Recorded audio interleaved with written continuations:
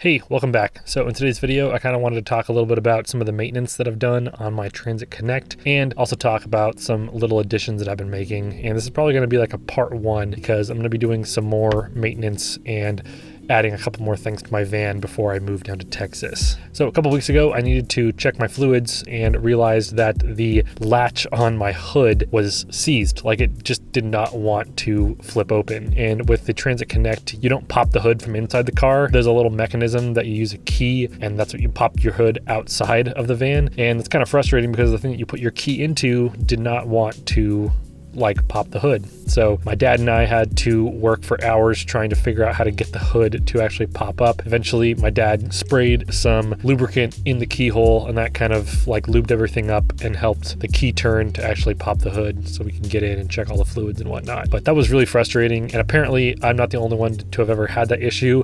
If you're in that situation, try just spraying some lubricant in there and hopefully that'll get the mechanism to loosen up a little bit. Anyways, that took a while. Something that I noticed in one of my last videos is that there's a big stain on my cushion here on my bench. And so what I actually did was I got some hot water and some laundry detergent and just like a Dollar Tree toothbrush. And I just kind of went after the stain with that little combo, just, scrubbing it out. And eventually the stain came out and it worked. So another thing that you might notice right over there on the back wall is that I got some shelves. So I looked on Amazon and I think there was $20 for two of them, which is a little bit more than IKEA. I think IKEA's are $5 each. But so after I finished assembling both of the shelves, I got some walrus oil and kind of rubbed that into the shelves, and it takes about 24 hours, I think, to cure, to dry. So after that, they looked really good. So then after I used the old painter's tape trick where you just put painter's tape over, figure out where both the screw holes are, and then put that painter's tape up, and then you can kind of see where the shelf is going to hang. So I did that on both sides, kind of just eyeballing it where I wanted them to be. Got them up a little higher, and now we have a little spot to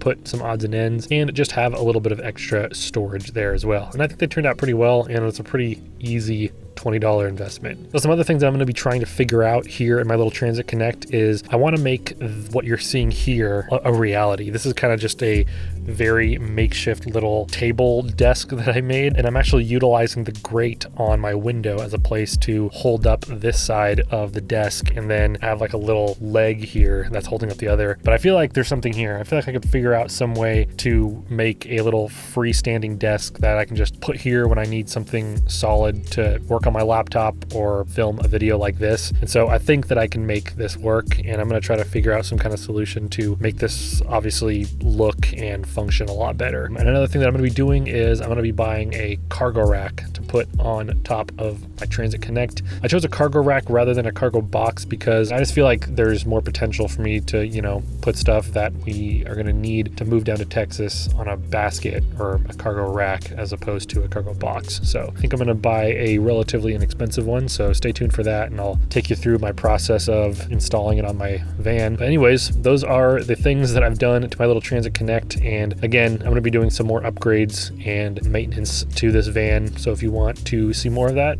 definitely stay tuned. Thanks for watching these videos. They're fun to make, and hopefully they're helpful as well. But yeah, thanks for watching, and I'll catch you next time. Later.